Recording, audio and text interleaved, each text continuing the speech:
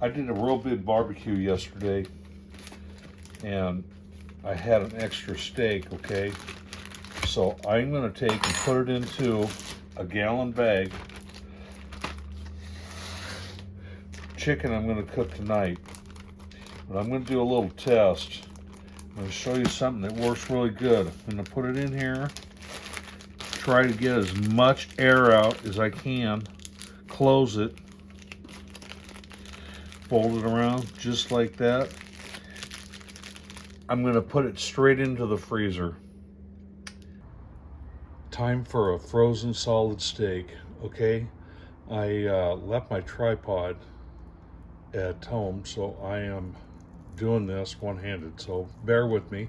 But anyway, I got my coals on indirect heat. Now I'm going to take the frozen steak. If you can hear that, it is rock hard frozen. I'm going to put it on there. I'm going to let it sear for about a minute or two, flip it, and then flip it again until it looks, you know, kind of brownish, not burnt, but looking good on both sides. Can't find the right word. Tongue twisted. Okay, and when I get to that point, then I'm going to take and put it over on indirect heat, close the lid, and I'm not going to do anything, and then I'll open it up every so often, temp it out, and see what it temps at, and get it about 130. You like your steaks more done, do so, and then we'll take this off and see how it looks. And yes, you can still see the frost. I took it directly out of the freezer. Okay, it's been about 2 minutes. I don't want to completely do it right away, but it's already starting to look good. Now I'm going to do it for another 2 minutes on this side. And if you can hear it sizzling, it sounds so good. So anyway, I will flip it in another 2 until it's kind of golden brown on each side. That's the word I was looking for. Okay, it's been about 2 minutes. It's looking pretty good. I'm going to turn it this way. I don't know if I can, but try to get some grill marks on it. It's starting to flame up a little bit. I do not want it to scorch, okay? Try to zoom in on it there. There, that's a better picture, okay? I'm going to try to get it just as golden brown as I can without burning it, and then I'm going to put indirect heat, and I'll get back to you then.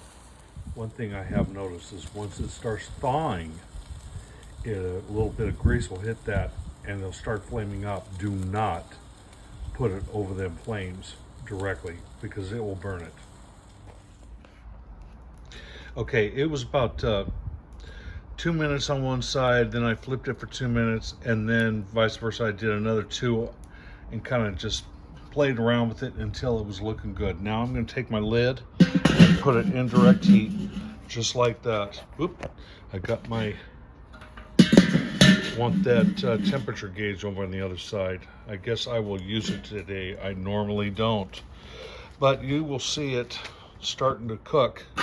Shut that down just a little bit. Just like that. Barely have it cracked open. And we'll check on it. I'll check on it in about 15 minutes. Okay, it's been 15 minutes. And it is sizzling up and it's getting real juicy. And it's not quite tipping out there yet. So I'll pull it off at about 135.